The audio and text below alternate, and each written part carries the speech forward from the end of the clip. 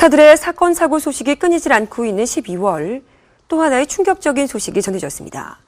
최근 가요계에서 사랑받고 있는 곡은 이 가수가 피처링에 참여했는데요. 가수 범키가 지인들에게 필로폰과 엑스터시를 건넨 혐의 등으로 구속 기소된 사실이 전해졌습니다. 자세한 소식 지금 전해드립니다. 가수 범키가 마약 스캔들에 휘말려 구속 기소된 사실이 뒤늦게 알려졌습니다.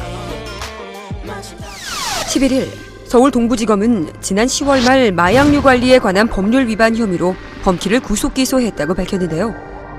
범키는 2012년 8월부터 지난해 9월까지 지인들에게 향정신성 의약품을 건넨 혐의를 받고 있습니다. 검찰은 지난 10월 초 마약 사건을 수사하는 과정에서 범키가 지인에게 필로폰과 엑스터시를 건넨 정황이 파악됐다고 밝혔습니다. 검찰에 소환됐을 당시 범키는 마약 판매 혐의를 부인한 것으로 알려졌는데요. 하지만 검찰은 검거된 투약자들의 진술과 계좌의 입출금 내역 등을 토대로 범키에게 구속영장을 청구했습니다. 범키의 측근은 한 매체를 통해 이번에 마약 사건에 연루된 사람들 중 범키와 아는 사람들이 있다라며 이들 중 한 명과 범키 사이에 돈거래가 있었지만 이는 마약을 사고 팔기 위한 것이 아니었다는 입장을 전했습니다. 이와 함께 범키가 그들과 알고 지냈다는 이유로 의심을 받고 있다며 최근 발생한 마약 복용 사건과 범키가 전혀 관계가 없다고 주장했는데요. 또 일각에서 제기된 범키가 마약을 복용한 것이 아니냐는 의혹에 대해서는 모발 및 소변 검사에서 음성 판결이 나온 것으로 안다고 해명했습니다.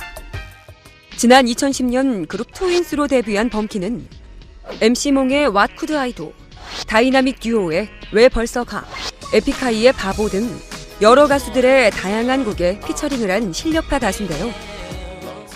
범키는 지난해 미친 연애, 갖고 놀래 등의 곡이 음원 차트 1위에 오르면서 대중들에게 사랑을 받았었죠.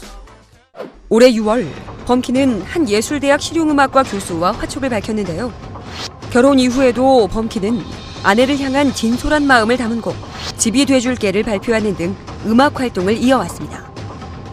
하지만 지난 7일 범키는 소속사 콘서트에 모습을 드러내지 않았는데요. 때문에 이미 범키가 마약에 연루됐었던 것이 아니냐는 추측이 제기되기도 했습니다. 이에 범키의 소속사 관계자는 당시 범키의 불참 이유는 개인적인 문제 때문이라고 전했는데요. 마약 혐의에 관한 질문에는 그런 일은 없다고 부인했다고 하죠. 가수 범키가 마약 공급책 혐의로 구속 기소됐다는 소식이 알려진 11일. 소속사 측은 보도자료를 통해 범키의 마약 판매책 의혹을 재판 과정을 통해 밝힐 것이라며 억측을 자제하고 기다려주길 부탁드린다고 전했는데요. 11일 2차 공판을 마친 범키의 향후 행보에 귀추가 주목되고 있습니다.